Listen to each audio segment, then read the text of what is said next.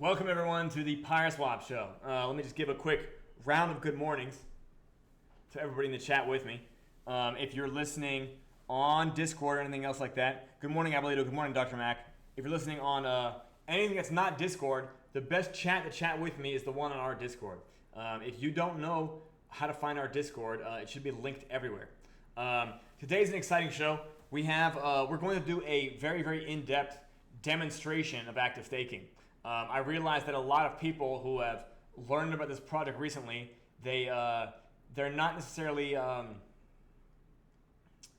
diagram people, and I think a video demonstration that we can capture with this high production will be of immense use to the user base. And yeah, that's basically what we're gonna have going on. We also have AVAX Talk today, so in a couple hours I will be on a Twitter Space for AVAX Talk. The AVAX Talk contest, this prize, this giveaway, is also live, specifically for new users. If you are a veteran user of Pyreswap, please feel free to leave space for new users to come and learn active staking. And yeah, we'll be doing that on camera today. The stuff that I'm going to talk about involve the concepts behind active staking and the incantation witch vault. So first of all, to talk about active staking, I could actually probably pull up a diagram right.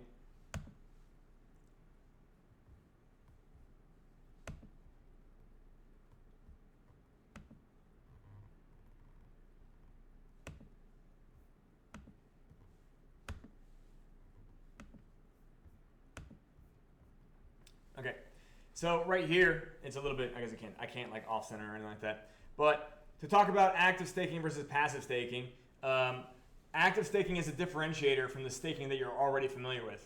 So staking that you've done before with liquidity staking for farms, or if you stake tokens to delegate them to a validator chain like proof of stake, or if you're familiar with projects like Olympus DAO, they also had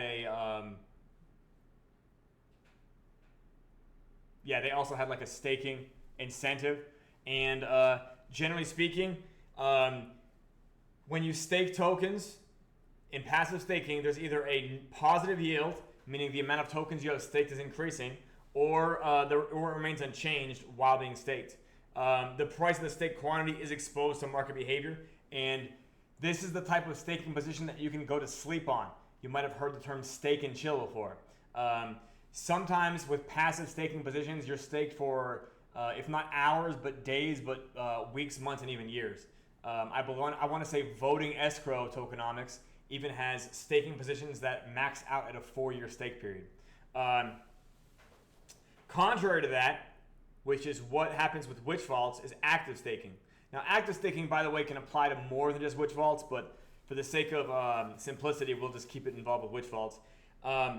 Unless you're experienced with the incantation witch vault, you're not likely familiar with active staking. Witch vaults in general have refer to any staking mechanism that allows or causes smoldering to the stake quantities of other users. For the incantation witch vault, we do this as it applies to the receipt token. So when you stake Pyre Phantom and you receive a receipt token called staked Pyre Phantom, your staked Pyre Phantom balance will decrease by 0.1% for every player that is staking behind you. As long as you remain staked, every staking transaction while you're holding staked Pyre Phantom will decrease your balance of staked Pyre Phantom.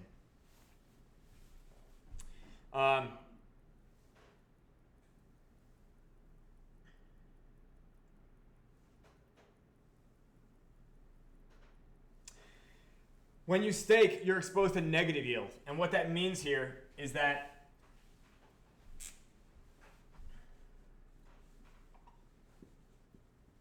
your staked balance will decrease. We even have a warning on the Incantation Witch Vault interface page.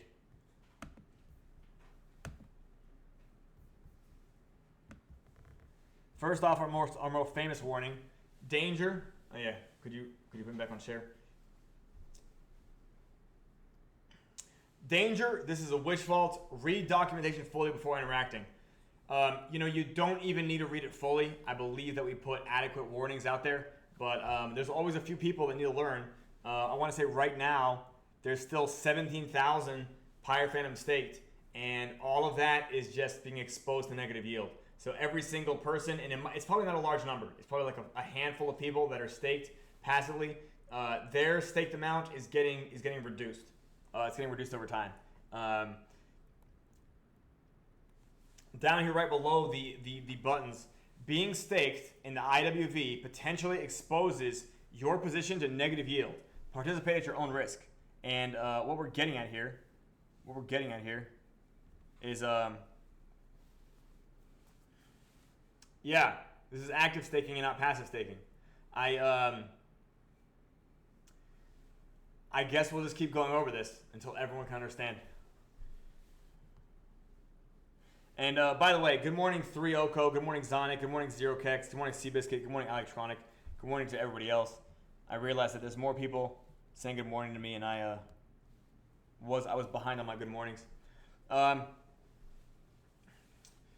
The most important part about negative yield is the fact of the matter is, in DeFi, because of, I think, the lack of economic understanding, there are so many projects that have inflation problems and they don't understand why they have inflation problems. So the miracle of negative yield is you can, in fact, slowly erode inflation problems. In fact, almost all tokens that have an inflation problem can get fixed with something called terminal utility. So negative yield is just a small amount of supply decrease that when over time begins compounding kind of aggressively for the sake of supply management. This is arguably like an entire dimension of tokenomics that is not really well understood, even though that the major projects that do the designs like this, they seem to be aware of supply management being a key issue. They seem to be aware of supply management being a key issue of their tokenomics. I guess from what I was exposed to, I was not convinced that too many people understood this.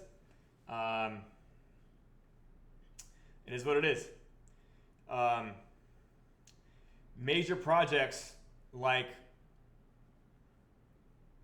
Ethereum and Avalanche, when their tokens are used for their utility purpose, they burn. And this is not a buyback and burn, which is being done administratively from a central party, but rather this is being done by the user base themselves. The user base themselves are burning the token. This is, I think, a critical component to game theory that if you can accomplish it, you can effectively clean up any inflationary problem. You can effectively eliminate debt. You can eliminate debt and restore credit to token systems. I'm not going to spend the rest of the stream talking about this concept, but I don't feel like I talk enough about how useful negative yield is, because positive yield quite often is fake yield. We have positive yield inside the Incantation Witch Vault too, but it's from us having a net yield, meaning a positive yield and a negative yield, through which the sum creates a net yield. That's how we're able to offer the highest real yield in DeFi every 6 hours on multiple chains. It still blows my mind how high we're able to do this again and again, 4 times a day. It happens even when I sleep. It happens even when I go to sleep now. To be honest, the fact that these chains now are self-managing. When we were first beta testing this, a lot of people could tell you it was difficult to get the epoch to transpire on other chains. It was difficult to keep the epochs up to date. But the epochs are now incentivized to stay up to date due to the fact that we incentivize the user base to pay for the gas keeping them up. So we effectively create social good through the proxy of a bunch of people following their own selfish motivations. This is this is not really that miraculous. At least to me, it's not. I've realized to other people's brains, perhaps it seems miraculous, but It's not that miraculous. You might have noticed today I'm wearing a pink wojack shirt. There's really no reason that I'm wearing a pink wojack shirt. I'm wearing it for your sake. Yeah, I think that a lot of people have been in a pink wojack state of mind. There is no reason for this. Yeah, you know, I was reading something earlier that a mentor of mine wrote, and he just talks about how doing what 90% of people are willing to do is going to deliver what the results that 90% of people get in life. So when you're being an investor or you're being a trader, you have to have some component of your analysis or your strategy that you are all by yourself with. You have to have something weird about you that you use to your advantage. Otherwise, you are a herd animal, and yeah, you will meet the fate of one. Indeed, indeed. Okay, so I guess I will be sitting down when I do the active staking, but let's see. I guess I could open the floor for questions if anybody has any questions. I don't have the ability to see Twitter today, but if there are questions on Twitter, we can reply to them officially from the main platform prior to me doing AVAX talk. Yeah, I'm also going to try to save my energy a little bit today, so when AVAX talk happens, I can just be an absolute flood of energy. I can be an absolute torrent of optimism and good vibes, as it were. Yeah. Yep. Now, a lot of you might be thinking about the fact that we should be back in a marketing phase, and you know, you're still seeing maybe perhaps baby steps where you expect to see something more explosive. I want you to know that that is in fact the plan, and I think that the people who are listening right now that know more about the plan, they can probably tell you that we as the Senorita Circus are now more serious about our marketing efforts than we've ever been before. So whatever you think we've had as far as marketing success in the past, we're definitely going to 100x that. Let's put it that way. We are definitely going to have an absolute storm of awareness. We're building it componentially. We're building it with a bunch of teamwork from a bunch of people doing a bunch of different things. And as we slowly build this up, it's going to probably come out of nowhere, and you're not going to realize you were doing this the whole time. And then all of a sudden, you might just see a whole bunch of attention showing up at the same time.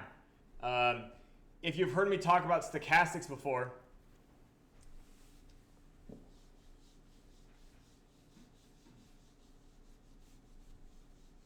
you know what? Let me on screen share. If I was going to do Wikipedia,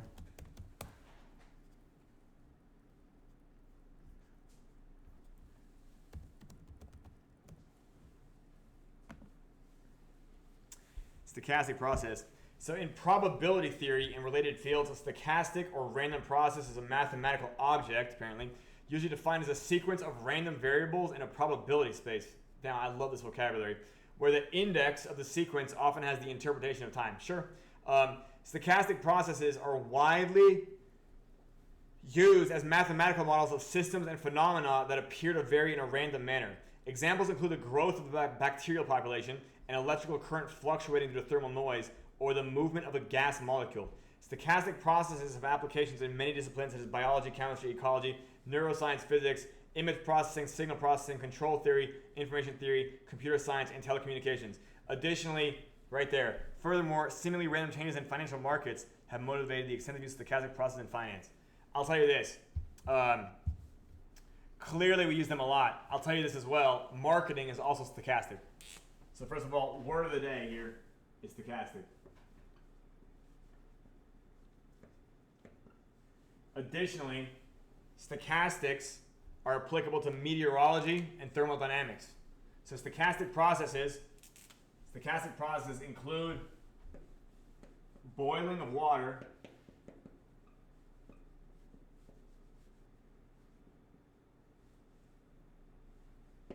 we also involve the breaking of a storm,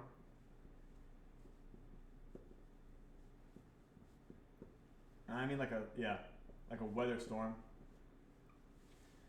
So when a pot boils, it might seem that like suddenly it's just not boiling for a very long time, and then all of a sudden it's just surging, right? This is because a lot of small things are in fact compounding and reacting into each other, if that makes sense. There's a bunch of small activity that continues to react amongst itself that ends up creating enough, I think, baseline energy in order to create this surge process, if that makes sense.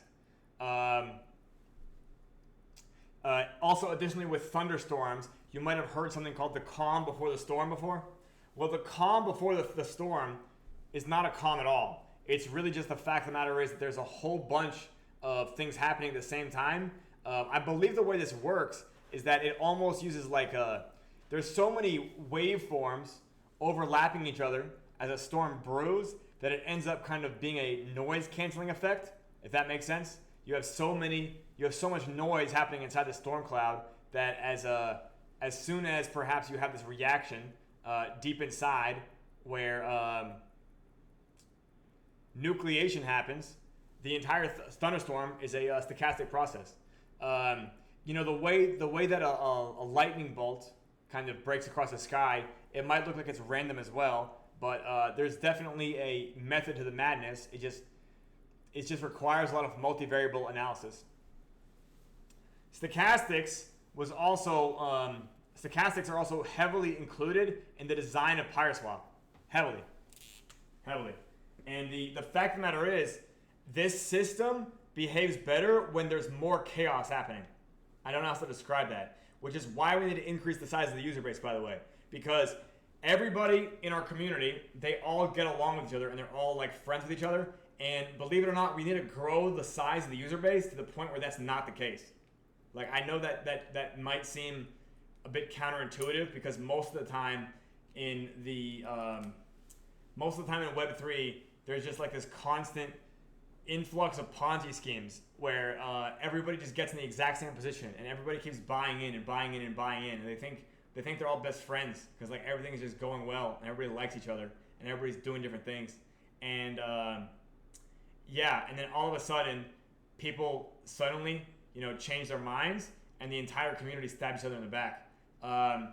We're not scared of that here, and in fact our goal is to increase the user base, so that almost happens inevitably. This system works better with DeFi users behaving the way DeFi users do. And I think you don't really see that. I just don't think you really see that until you increase the size of the user base to the point where you can create de-individuation. And the word I used there was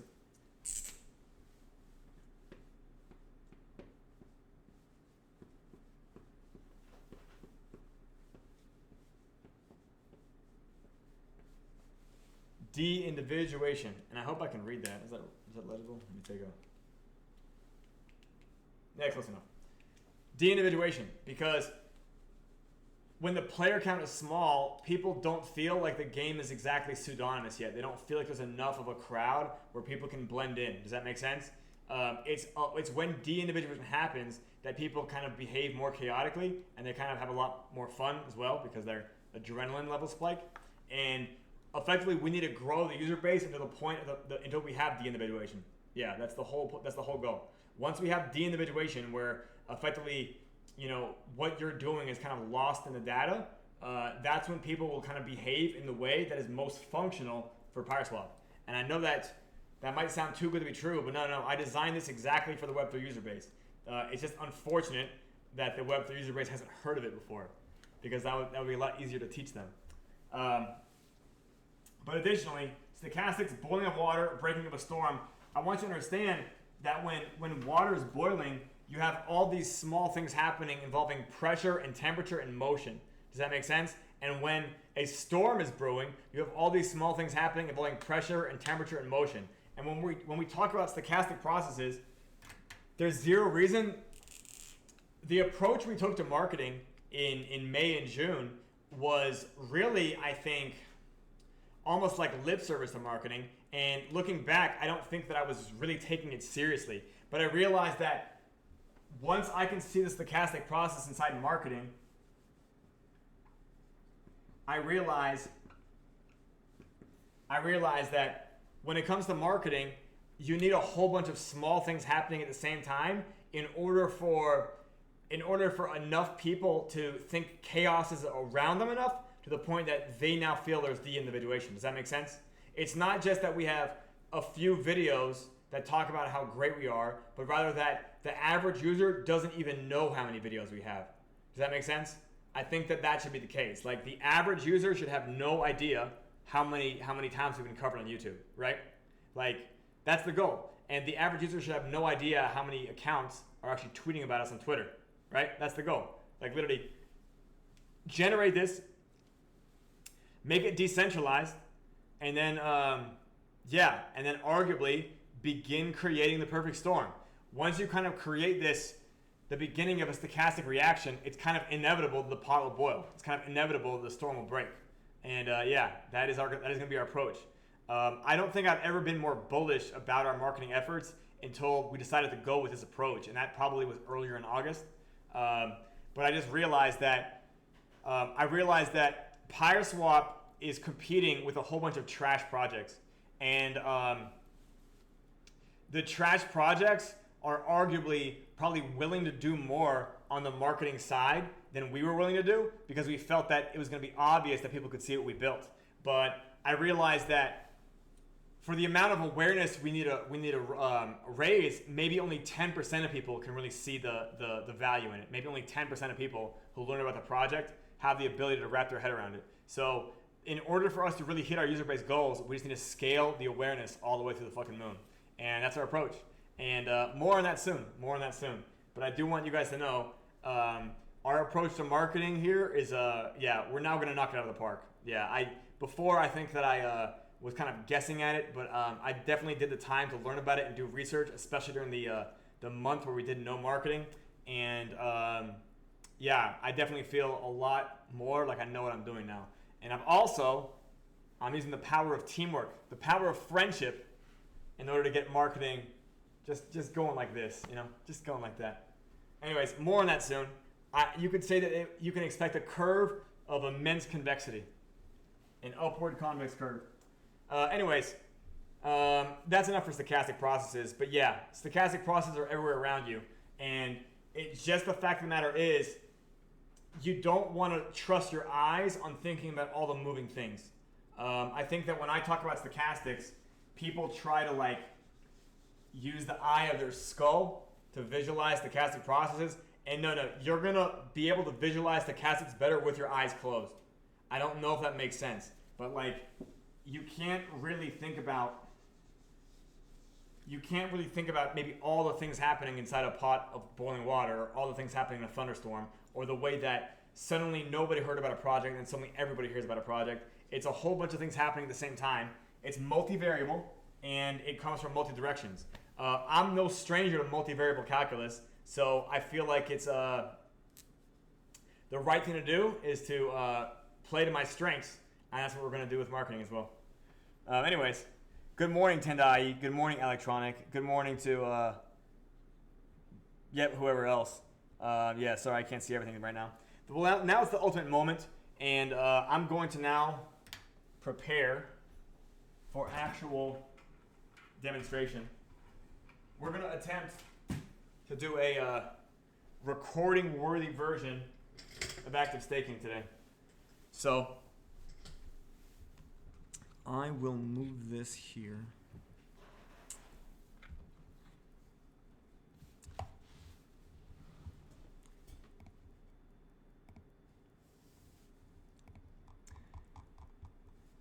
So just for you guys, we built we made our mouse giant in purple. Do you guys see a giant purple mouse? Do you guys see how large and purple it is?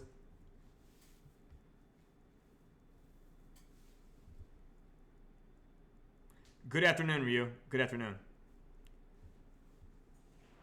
Yeah, doesn't it? Yeah, I think purple is one of our cardinal colors over at the Senora Circus, and I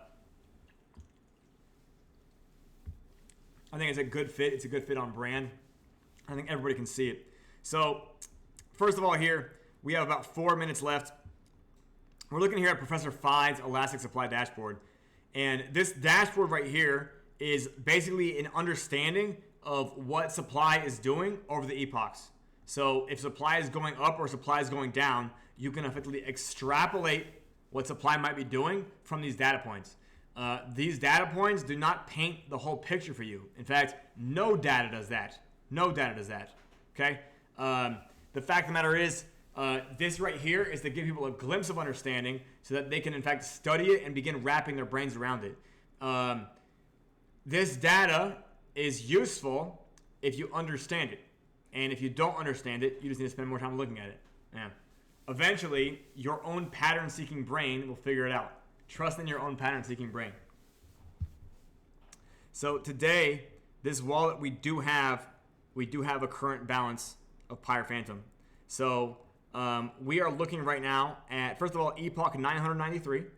And we see that there is, here we're going to point out what these three numbers mean. APR means annual percentage rate. So if we looked at the amount of Pyre Phantom staked and we looked at the amount of incantations or incants waiting to be distributed, if this happened with no further changes, this would be a 25,000% annual percentage rate return.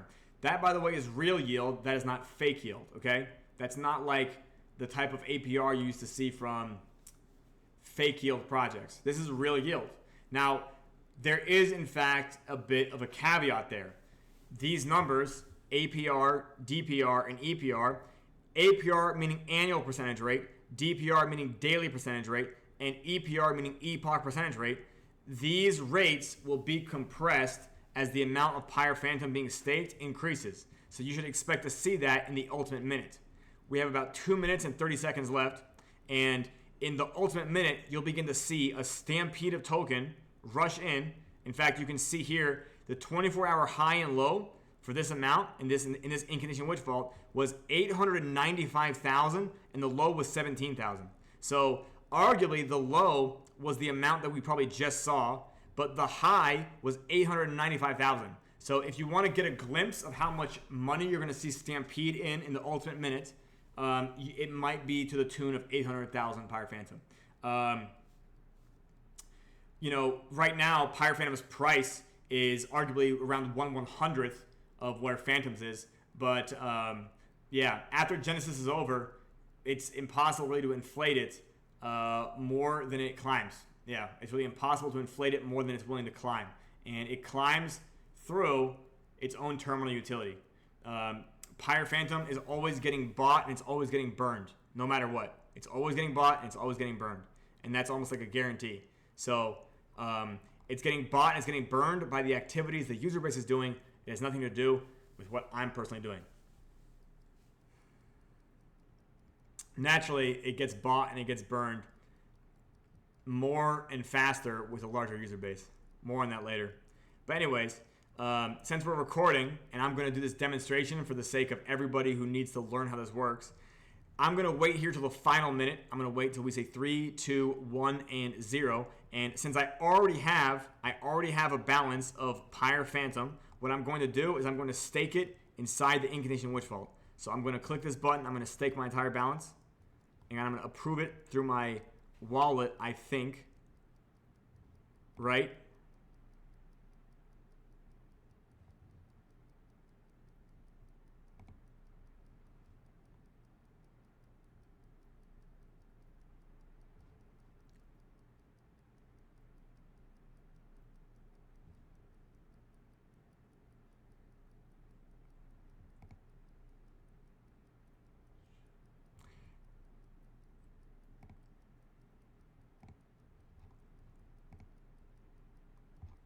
Goodness gracious. Estimated fee. Well, MetaMask sure is there we go. Did I get in? I have no idea. We'll find out.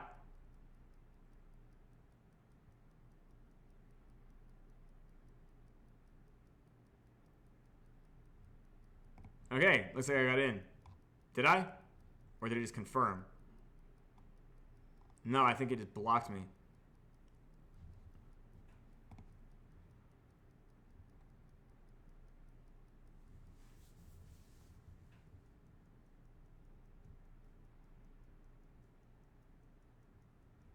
Yeah, so I just missed it. Okay, join us tomorrow where we succeed at doing a live demonstration of the incantation witch vault. Actually, no, I did get it. What the heck? What the heck, you guys?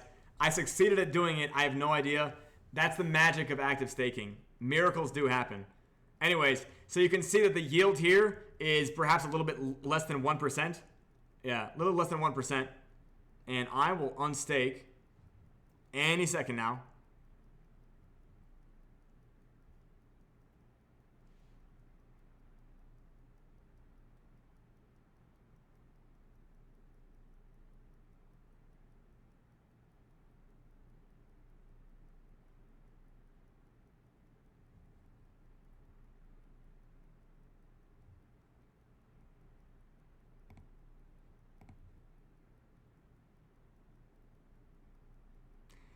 Tendai, I have noticed that myself. In fact, I have never seen MetaMask that slow. In fact, that's just how I feel. I've never seen it that slow.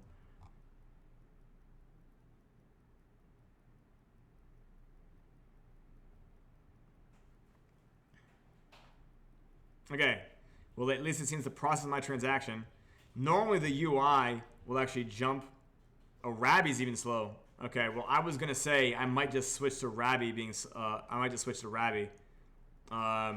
but if the network's slow, the network's slow. There you go. So, electronic. For those of you who don't see Discord, apparently there's some lag on the Phantom network, and I was able to, I guess, get about, I don't know, 0.9% of EPR right there. Not a terrible amount. And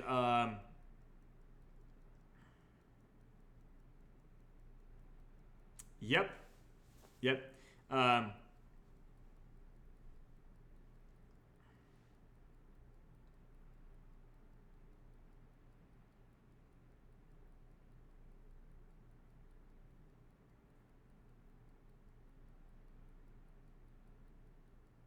Well, anyways, I guess, yeah, join us tomorrow for another demonstration of the Incantation Witch Vault.